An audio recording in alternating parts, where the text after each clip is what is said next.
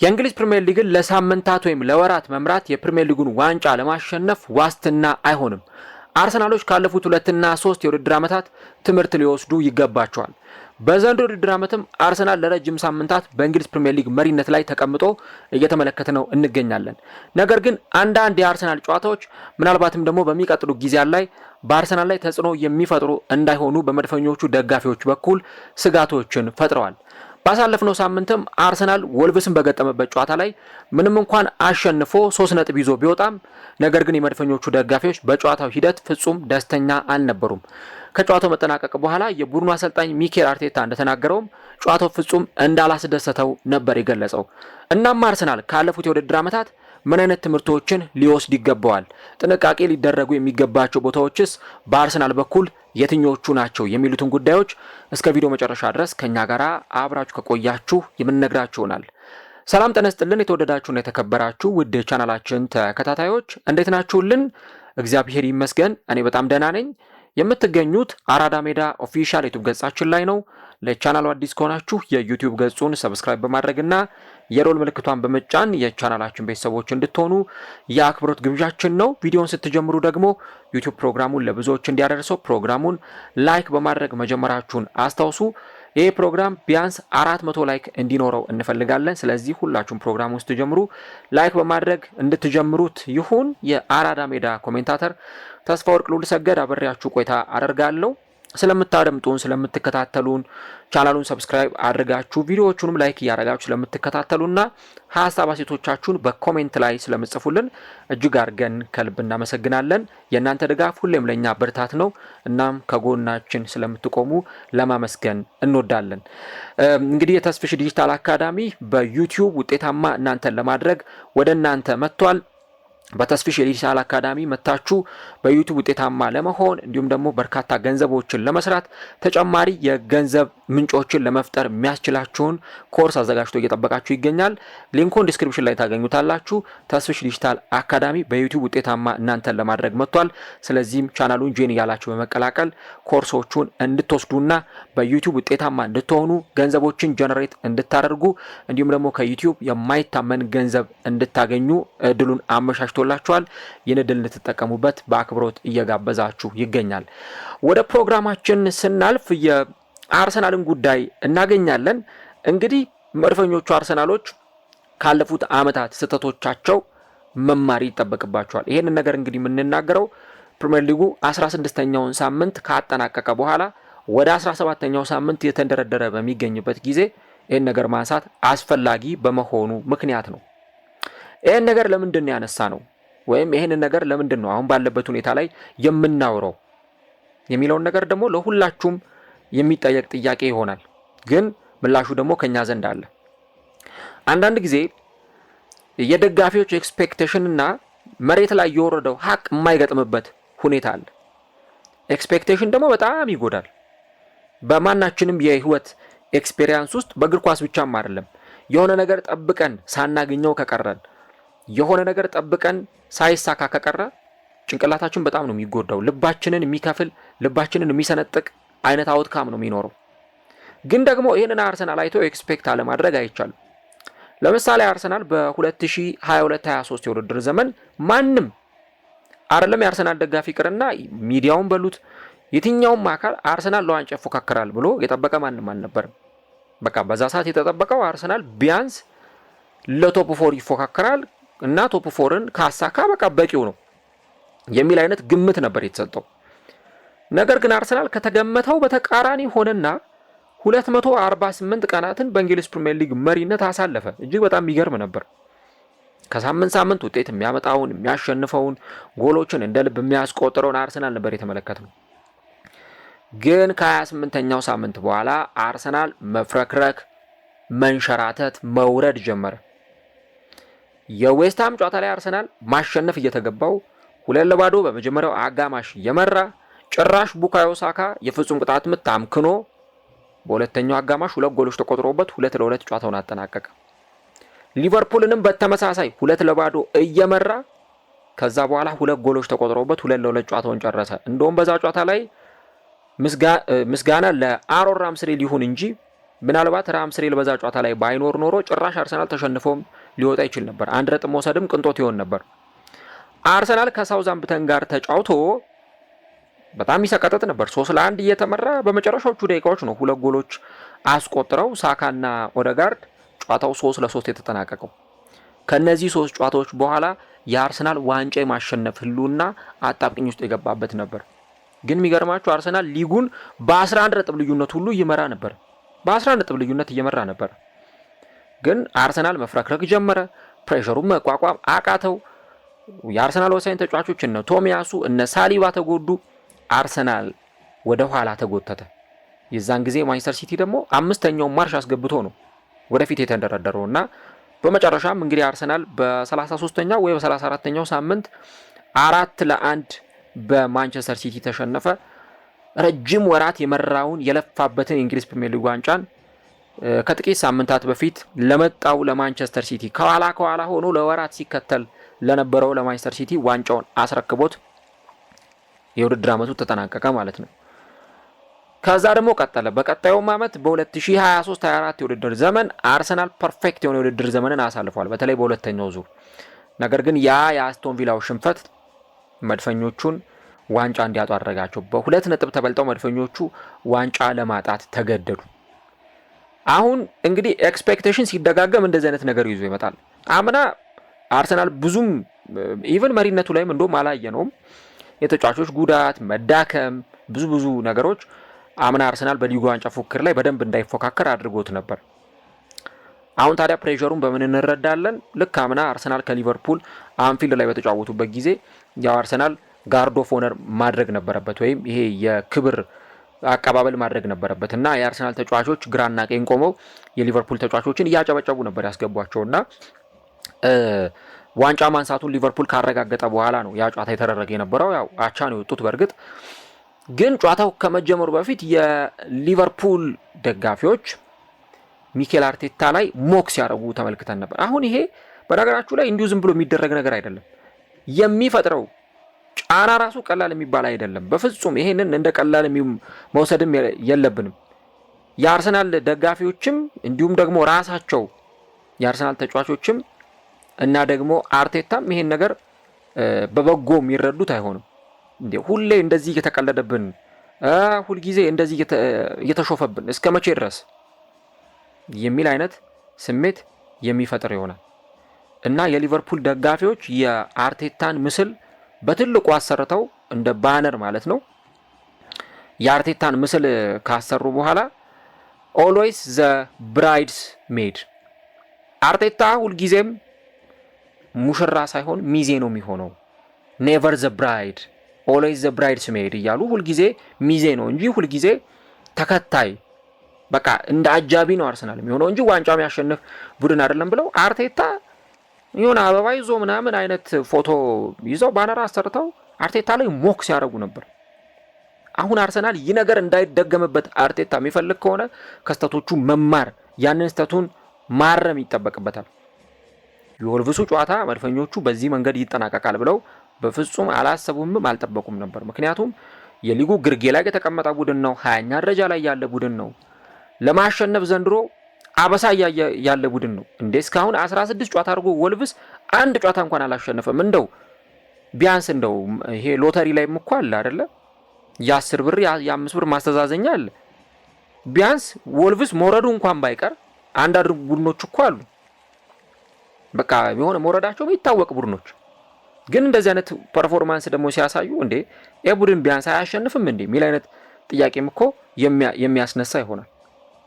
እና ልብ ብላችሁ ተመልከቱና ይህ ቡድን ወልቭስን ሲገጥም እንደውም እኔ ከጨዋታው ፊትም እኮ ተናግሬያለሁ የሰራነው ትንታኔ ላይ በቃ ቢያንስ አርሰናል 4 ጎል 5 ጎል አስቆጥሮ የሚያሸንፈው ጨዋታ ነው ሚል ግምት እየሰጠን ነበር። ግን የሆነው ተቃራኒ ነው። አርሰናል እስከ 94ኛው እስከ 95ኛው ደቂቃ ድረስ ወልቭስን ለማሸነፍ በጣም ተቸግሮ ነበር የተመለከትነው። ይሄ አሁን ጥሩ ምልክት አይደለም እና 96 ደቂቃ ሙሉ በነበረው ጨዋታ የአርሰናል ደጋፊዎች በጣም ተጨንቀው ነበር። 90ኛው ደቂቃ ላይ አርሰናል ጎል ገባበት። 90ኛው ደቂቃ ላይ አርቴታም ያንን ነገር በደንብ ገልጾታል። በቃ ፑር ዲፌንሲቭ ስትራክቸር፣ ፑር ዲፌንሲቭ ሃቢት ሲል ነው የተናገረው። በቃ ደካማ የመከላከል ልምድ፣ ደካማ የመከላከል መዋቅር ፈጣሪ ቢፈቅድ በሌላ ፕሮግራም ላይ እናወራዋለን። የአርሰናል መከላከል እነ ማጋሌሽ በተለይ ማጋሌሽ ከተጎዳ በኋላ ሳሊባ ከተጎዳ በኋላ አርሰናል አሁን ክሊንሺት መያዝ ብርቅ እየሆነበት መጥቷል እና በጣም ሲል የሆነ ጎል የተቆጠረበት የነበረው እና ምናልባት እንደ ወልቭስ በመሆኑ ምክንያት በጣም ደካማ ቡድን በመሆኑ ምክንያት ነው እንጂ ለአርሰናል እጅግ በጣም አስቸጋሪ ይሆን ነበር። ከዛ ቡካዮ ሳካ ያንን ኳስ አሻገረው። የፊት መስመር ተጫዋቹ ተቀይሮ የገባው ጋብሪኤል ኳሱን በግንባር ገጨ።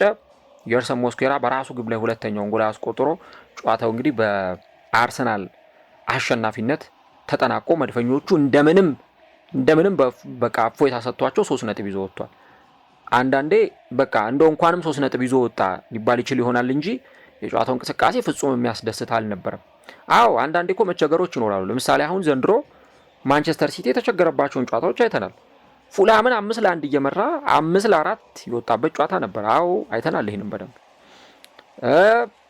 በሌላም የጨዋታ መርሃ ግብር ላይ እንደዚሁ እንደተመለከትነው አሉ የሆነ አንዳንድ ጨዋታዎች ላይ በሊድስ ዩናይትድም ጨዋታ ላይ 2-0 እየመራ ማንቸስተር ሲቲ 2-2 ሆኖ ከዛ ፎደን ነው 91ኛው ደቂቃ እንደዚህ አካባቢ ጎል አስቆጥሮ ሲቲን 3 ነጥብ ይዞ እንዲወጣ አደረገው እና አንዳንድ ጨዋታዎች ላይ መቸገር ኦኬ ኦቪየስ ሊሆን ይችላል፣ ግን ደግሞ የምትቸገርበት ሰዓት በጣም ወሳኝነት አለው። አሁን አርሰናል በፕሪሚየር ሊጉ ላግ ማድረግ የለበትም ጭራሽ።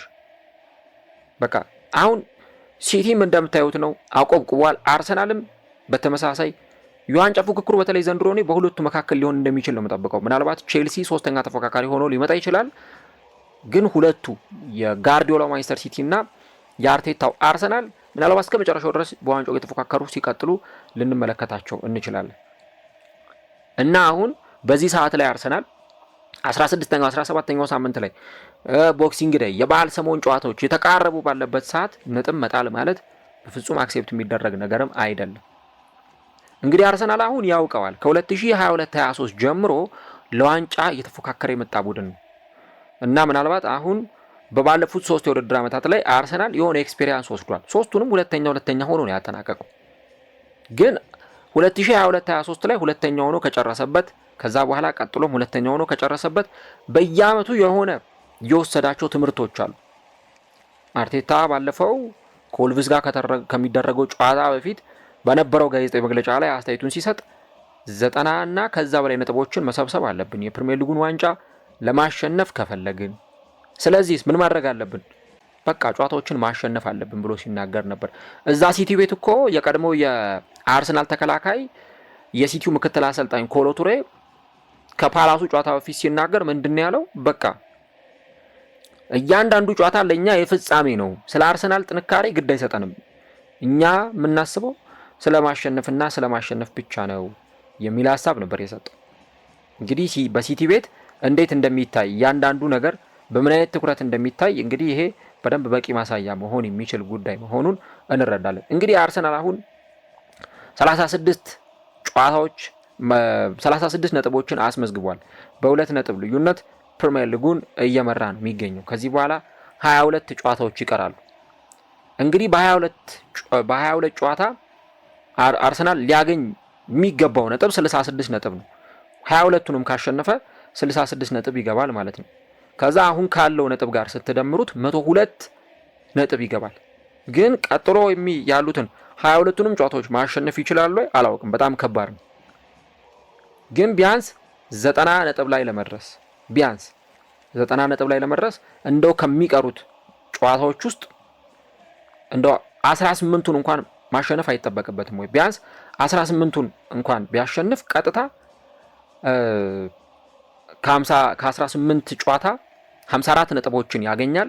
አሁን ካለው 36 ጋር ሲደምሩት ቀጥታ 90 ነጥብ ገባ ማለት ነው።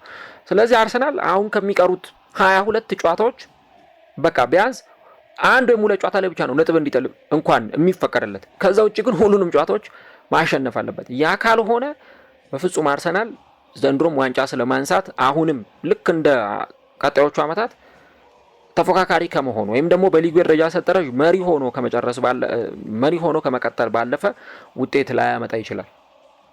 ስለዚህ ይሄንን ነገር በደንብ ትኩረት ሰጥተው መረዳት ይጠበቅባቸዋል። አርቴታ ልክ አንደኛው ጎል ከተቆጠረና ወልቭሶች አቻ ከሆኑ በኋላ በቃ ተጫዋቾቹ ራሳቸውን እንዲያበረታቱ በእጅ ምልክትም ሳይቀር ሲናገር ነበር። በቃ ወጣችሁ አጥቁ፣ ውጡ፣ ወደ ፋይናል ሰርድ ግቡ እያለ ለተጫዋቾቹ ምልክት ሲሰጥ ነበር።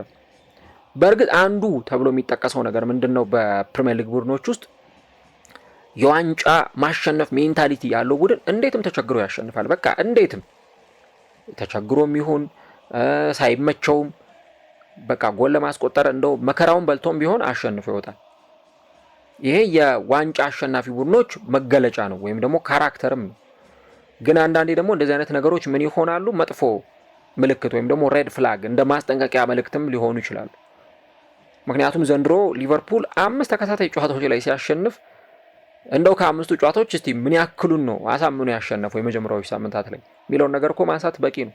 አርሰናልን ሲያሸንፉ በፍጹም አሳምኖ አልነበረም። ያ የዶሚኒክ ሶቦዝ ላይ የቅጣት ምት ባይኖር ኖሮ ከዛም በፊት በነበሩ ጨዋታዎች ኒውካስል በ10 ተጫዋች ሊቨርፑልን ተገዳድሮታል።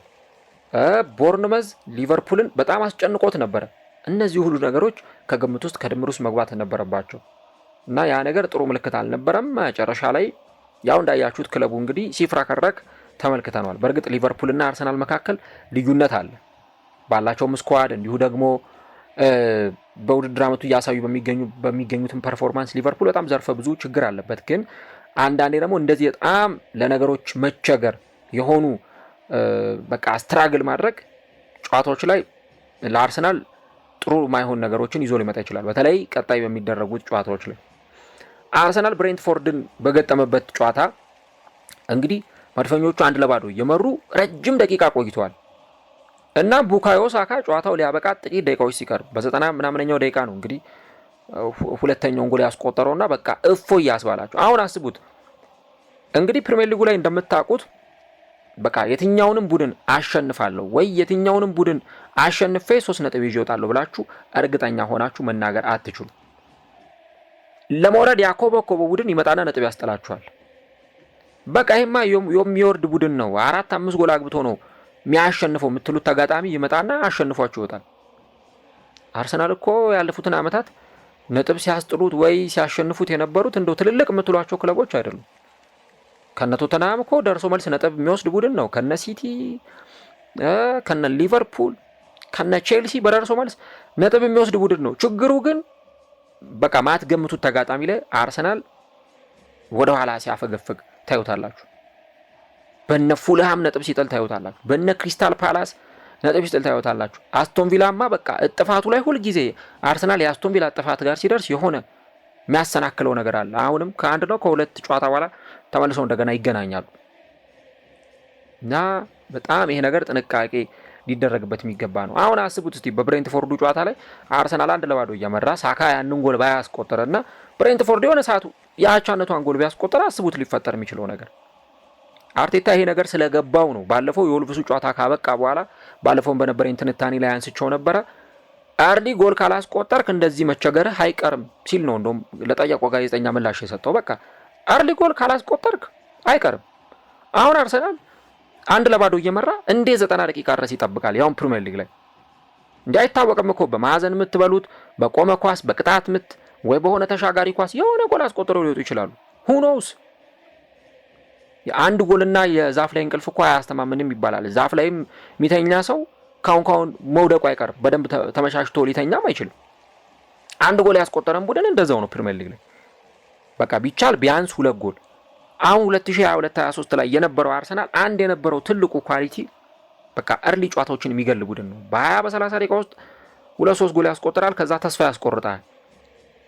የአሁኑ አርሰናል ግን እስከ መጨረሻው እድል ይሰጣል እንድታገባበት፣ ውጤቱን ወደ ራስ እንድታመጣ እድል የሚሰጥ ቡድን። የሰንደርላንዱ ጨዋታ ላይ እኮ አርሰናልን አየ ነው። አርሰናል ካምባክ አሳየ። በቃ በጣም አደነቅ ነው፣ አጨበጨብንለት። ሳካ አስቆጠረ፣ ትሮሳርድ አስቆጠረ፣ 2-1 መራ።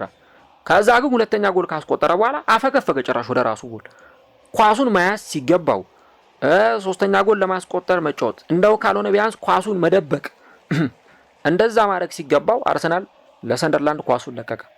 በለቀቀበት ቅጽበት በጥቂት ደቂቃዎች ውስጥ መጨረሻ ደቂቃ ላይ ያው መመለስ በማይቻልበት አሁን እኮ ወልቭስ ስለሆነ ነው ያልኳችሁ። ለዛ ነው ወልቭስ ደካማ ቡድን ስለሆነ እንደ ወልቭስ ላይ ጎል ለማስቆጠር ያን ያህል ብዙም ደቂቃ ላይ ያስፈልግ ይችላል። ግን አርሰናል አይታችሁታል አይደለ? በሰንደርላንድ 2-1 እየተመራ የመጨረሻው ታይም ላይ ነው ጎል እየመራ የመጨረሻው ደቂቃ ላይ ነው ጎል የገባበት። እንዴት ይመለስ? ከዛ በኋላ የቀረው ደቂቃ ጥቂት ነው። እንዴት ወደ ጨዋታው መንገድ ይምጣ? 2-2 ከሆነ በኋላ በቃ የአርሰናል ተጫዋቾች ማመን ያቃታቸው። እነ ማጋሌሽ ሁለተኛው ጎል ሲቆጠር በፍጹም አክሴፕት ማድረግ ከብዷቸው ነበር። እና አሁን እንደዚህ አይነት ነገሮች የተደጋገሙ ከመጡ እስከ መጨረሻው ደቂቃ ድረስ ለክለቦች እድል መስጠት። በቪላው ጨዋታ ላይ እኮ አርሰናል አንድ ጎል ካስቆጠረ በኋላ ለምንድን ነው ያፈገፈገው? አንድ ጎል አስቆጠረ፣ ከዛ በኋላ ተዉት ማጥቃቱ። አሁን እኔ በሲቲ በኩል በተለይ ፔፕ ጓርዲዮላን ማደንቅበት አንዱ ትልቁ ነገር ጎል ካስቆጠረ በኋላ ላያጠቃ ይችላል እኮ አያጠቃም። በቃ ግን ኳሱን ይደብቅብሃል። በጣም አሰልቺ የኳስ ቅብብል እናያለን። 400፣ 500፣ 600 ኳስ ሁሉ ሊቀባበሉ ይችላሉ።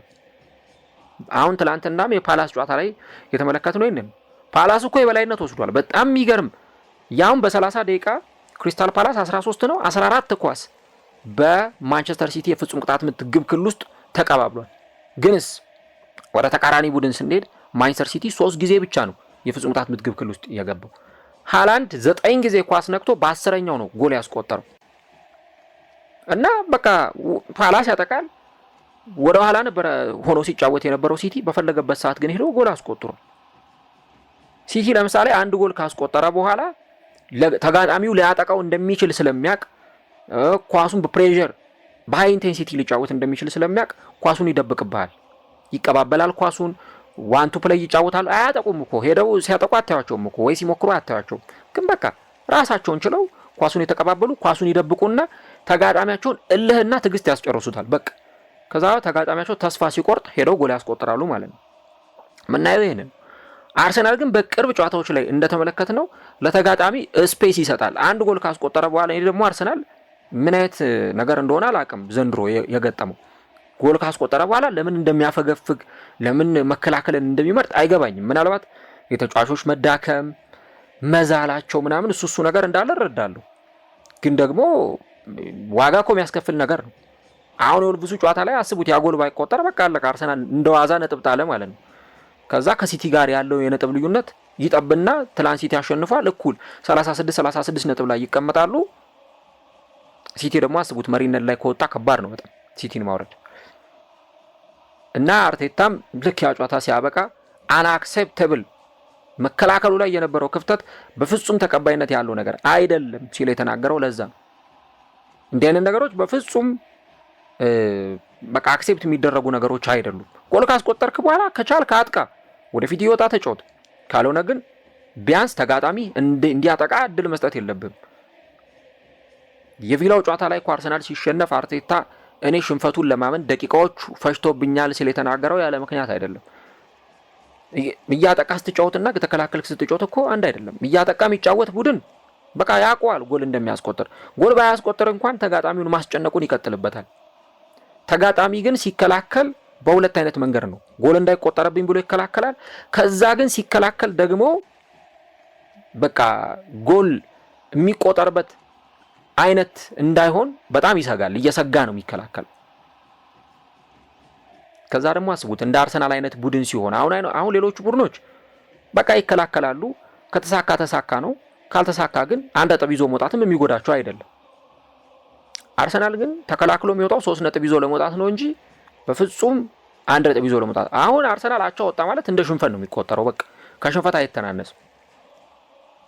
እና 1 ነጥብ ይዞ መውጣት ምንም ለመድፈኞቹ የሚያስደስት ነገርም አይደለም። ከዛስ መጨረሻው ደቂቃ ላይ 85ኛው 88ኛው 90ኛው ደቂቃ ላይ ጎል ሲቆጠርብህ ለመመለስ ይከብዳል። ከዛ በኋላ ላጥቃ ብትልም አይሆንም። በቃ ኦሬዲ አፈግፈገግ የተጫወትክ ሰዓትን አቃጥለዋል። ላጥቃ ብትል እንዴት ይቻላል? ከዛ በኋላ እንዴት ጎል ታስቆጥራለህ? ሰዓትም አይበቃማ። የሆነ ጨዋታ ላይ እንደውም እኔ ጨዋታውን ረሳሁት እንጂ አርሰናል ጎል ተቆጥሮበት አቻ ከሆነ በኋላ 4 ነው 5 ደቂቃ ተጨመረና አርቴታ ሄሮ አራተኛው ዳኛ ጋር ቅሬታ አቀረበ። እንዴ ተጨመረው ደቂቃ እኮ ትንሽ ነው አለ። ምን ማድረግ ይቻላል? ያ ሁሉ ደቂቃ በመከላከል ከተቃጠለ በኋላ የመጨረሻው 4-5 ደቂቃ ላይ አርሰናል ለማጥቃት ቢጫወት ወደፊት ወጥቶ ቢያጠቃ ምንም ትርጉም የለውም። መጀመሪያ ላይ ነው ጨዋታውን ኮንትሮል ማድረግ የሚያስፈልገው። አሁን ትልቁ ልዩነት ምንድነው? ጨዋታን በመቆጣጠርና ኳስ በመቆጣጠር መካከል ልዩነት አለ። ይሄን ልዩነት በደንብ አይደንቲፋይ የሚያደርግ አሰልጣኝ ውጤታማ ይሆናል። ለዛ ነው ፔፕ የሚደነቀው። ፔፕ ሲፈልግ ጨዋታውን ይቆጣጠራል፣ ሲፈልግ ኳሱን ይቆጣጠራል። ኳሱን ሲቆጣጠር አውቆ ነው፣ በቃ ኳሱን አይሰጥህም፣ ይደብቀዋል። ከዛ በኋላ ተጋጣሚዎች ይለፋሉ፣ መጨረሻ ላይ ጉልበታቸውን ከጨረሱ በኋላ ሲቲ ሄዶ አታክ ያደርጋቸውና ጎል ያስቆጥራል። ልክ ከሰንደርላንድ ጋር እንዳደረገው ጨዋታ አይነት ማለት ነው። ስለዚህ አርሰናልም ከነዚህ ስህተቶቹ በደንብ ትምህርት መውሰድና ይሄንን ነገር ማስተካከል ይጠበቅበታል። አርቴታም አስተያየቱን ሲሰጥ ውጤቱን ማኔጅ ማድረግ እንችል ነበር፣ ውጤቱን በራሳችን ኮንትሮል ማድረግ መቆጣጠር እንችል ነበር ብሏል። የወልቭሱ ጨዋታ ላይ መድፈኞቹ ማሸነፋቸው የሚያስደስታቸው ውጤት ቢሆንም በቃ ያው እንዴትም ሆኖ በመጨረሻው ደቂቃም ጎል አስቆጥረውም ሆነ እንዴትም ለፍተው ሆነ አሸንፈው መውጣታቸው መድፈኞቹን የሚያስደስት ነው። ግን በዛ ጨዋታ ላይ ደግሞ እንደዛ መቸገር ኢቭን ጎል ራሱ ባይቆጠርበት አርሰናል 90 ደቂቃ ሙሉ አንድ ጎል ብቻ አስቆጥሮ ያን ሁሉ ሰዓት መማቀቅ አይጠበቅበትም ነበር፣ ያውም ከወልቭስ ጋር። ወልቭስ ዘንድሮ ስንት ጎል ኮንሲደር የተደረገበት ቡድን ነው። በጣም በብዙ ነገሮች ካየን ደካማው የፕሪሚየር ሊጉ ቡድን ወልቭስ ነው እና ሌሎቹ ቡድኖችም እኮ ተስፋ ያደርጋሉ። ወልቭስማ እንደዚህ ከተጫወተ እኛ ስለምንድን ነው እንደዚህ ማንጫወተው የሚል ነገር ማሰባቸው አይቀርም። አርሰናሎች ያገኟቸውን እድሎች ተጠቅመውባቸው ቢሆን ዴክላን ራይስ የሚያሻማቸውን ኳሶች እነ ማርቲኔሊ እነ ዩኬሬስ አይነት ተጫዋቾች ቢጠቀሙበት ኖሮ አርሰናል ያ ሁሉ መከራ ውስጥ አይገባም ነበር። በዛ ጨዋታ ላይ እኮ በቃ ኢንዲቪጁዋል ብሪሊያንሶችን ነው የተመለከትነው። የጋብሪኤል ምርጥ ብቃት፣ ከዛ በፊት ደግሞ ቡካዮ ሳካ ሙሉ 90 ደቂቃውን በቃ ሲለፋ ነበር፣ በጣም ሲለፋ ነበር እውነት ለመናገር እና እንደው የእሱም የልፋት ውጤት ነው መጨረሻ ላይ ለአርሰናል 3 ነጥብ ያስገኘው እና በቃ ሪሊፍ የሚሰጥ ነገር ነው። አርቴታም በቃ እፎይታ ሰጥቶኛል በመጨረሻው ደቂቃ ጎል መቆጠሩ። ነገር ግን አንድ በግልጽ የምረዳውና አንደርስታንድ የማደርገው ነገር ያለው ማርጅን በጣም ሰፊ መሆን ነበረበት የሚል ሀሳብ ነው የሰጠው እና አንዳንዴ በመጀመሪያው አጋማሽ መግደል ያለበትን ጨዋታ ባለመግደል በአንዳንድ የጌም ፕላን ክፍተቶች እንደዚህ አይነት ነገሮች ሲፈጠሩ ልንመለከት እንችላለን እና ቅድም እንዳልኳቸው አሁን 22 ጨዋታ ይቀራል ከዚህ በኋላ እስከ ግንቦት ድረስ። ፕሪሚየር ሊጉ ማራቶን ነው። በ10 ሳምንት ወይ በ12 ሳምንት በ18 ሳምንት በ20 ሳምንት ባስመዘገብከው ውጤት አይደለም ዋንጫ የምታገኘው፣ እስከ 38ኛው ሳምንት ድረስ ባለህ ውጤታማነት ነው። አምና ሊቨርፑል ዋንጫ ሲያነሳ የራሱ ጥንካሬ እንዳለ ቢሆንም ግን የአርሰናል ደካማ መሆን፣ የሲቲ ደካማ መሆን፣ የነ ቼልሲ ደካማ መሆን ለሊቨርፑል መንገዱን ቀላል አድርጎለት ነበር። ግን ዘንድሮ ደግሞ ለአርሰናል እንደዛ አይሆንም፣ የሚቀልም አይሆንም። ምክንያቱም ሲቲ የሚባል ቡድን አሁን እየመጣ ነው። የሆነ ሰዓት እኮ አርሰናል ያለው ነጥብ ልዩነት በጣም ሰፊ ነበረ ከሆኑ ቡድኖች ጋር በ6 ነጥብ በ7 ነጥብ አይነት ልዩነቶች ነበሩ። ግን ደግሞ ደጋግሞ ነጥብ መጣል እንደዚህ አይነት ዋጋዎችን የሚያስከፍል ይሆናል። ስለዚህ በተለይ ቀጣይ የሚደረጉት ጨዋታዎች እጅግ በጣም ቁልፍ የሚባሉ ናቸው። አሁን አርሰናል ጥሩ ነገሩ ቢያንስ የ1 ሳምንት ረፍት አለው እስከ ቀጣዩ የኤቨርተን ጨዋታ ድረስ። ስለዚህ 1-2 ቀን ከቅዳሜው ጨዋታ በኋላ ረፍት ያደርጋሉ። እንግዲህ ውድለት ረፍት አድርገዋል፣ ዛሬም ረፍት ያደርጉና ከዛ ከነገ ጀምሮ ደግሞ ልምምዳቸውን እንደገና ይቀጥላሉ። አርሰናል እንግዲህ የ1 ሳምንት ረፍት ሲያደርግ ከሆኑ ወራት በኋላ ለረጅም ጊዜ ነው፣ በተለይ ከኢንተርናሽናል ብሬክ በኋላ።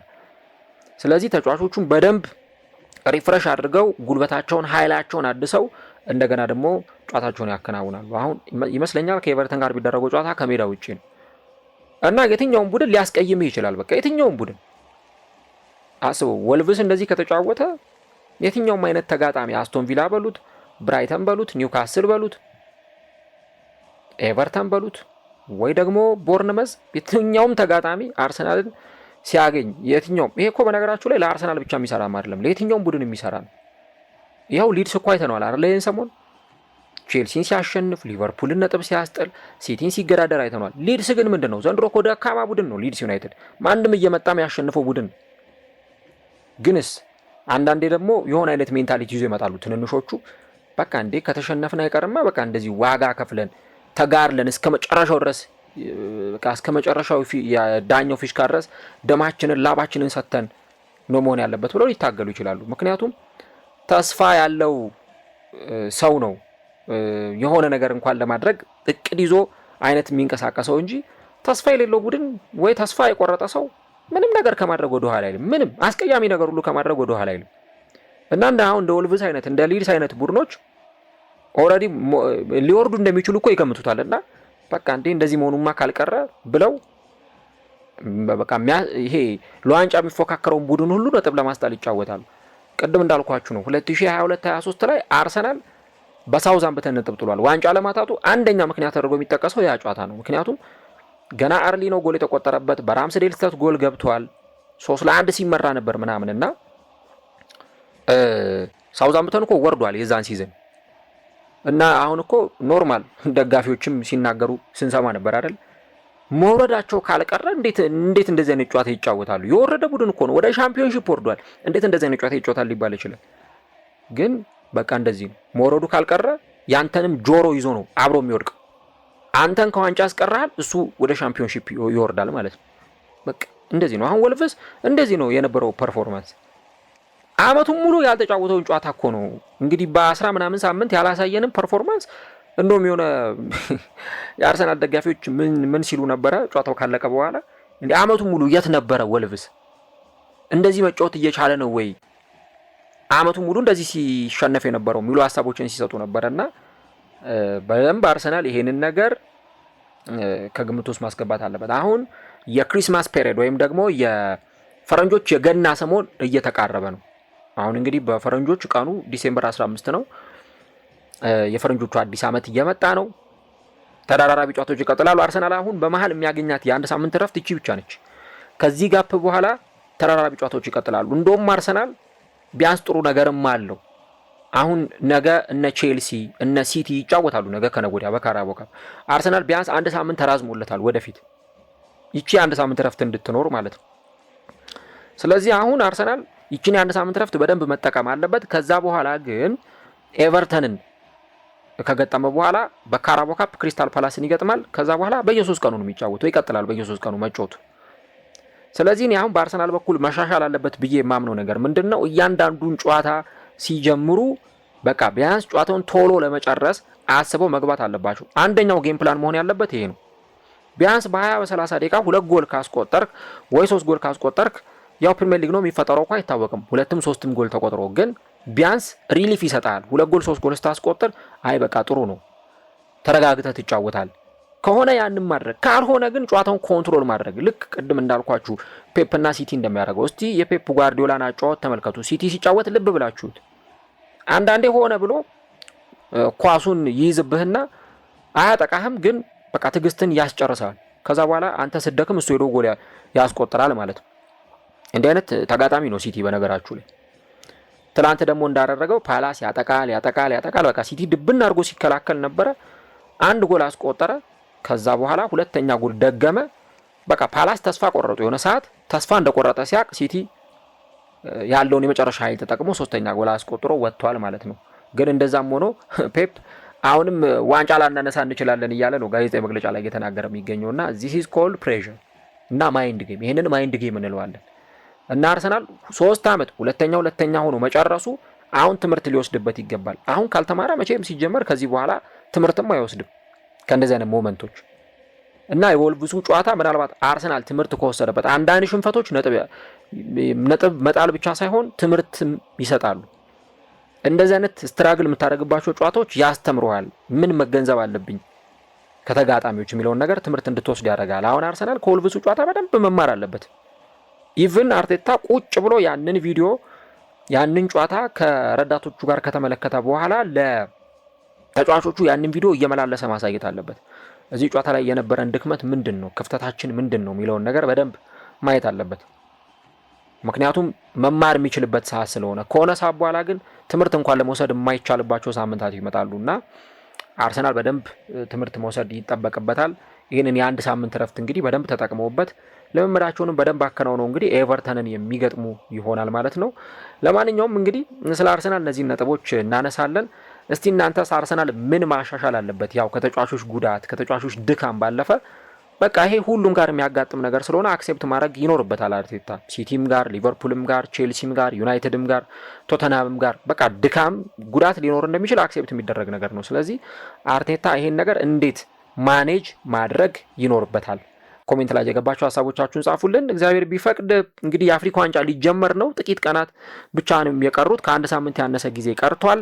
የአፍሪካ ዋንጫውን በተመለከተ ልዩ ልዩ ዘገባዎች፣ የቀጥታ ስርጭት ጨዋታዎች እንዲሁ ደግሞ ምርጥ ታሪኮችን ይዘንላችሁ እንቀርባለን እና የአፍሪካ ዋንጫው ላይ ምን አይነት ታሪኮችን እንድናስታውሳችሁ ትፈልጋላችሁ? ኮሜንት ላይ የገባችሁ ጻፉልን። ቻናሉን ሰብስክራይብ ካላረጋችሁ አሁኑኑ ሰብስክራይብ በማድረግ የሮል ምልክቱን በመጫን ቪዲዮን ደግሞ ላይክ በማድረግ አብሮነታችሁ ከኛ ጋር እንዲቀጥል የአክብሮት ግብዣችን ነው። እንግዲህ አርሰናል ሲዝኑን እንዴት ባለ መንገድ ሊያጠናቅቅ ይችላል? ቀጣዮቹ የበዓል ሰሞን ጨዋታዎች ምናልባትም በተወሰነ መንገድ ፍንጭ ሊሰጡን ይችላል ተብሎ ይጠበቃል።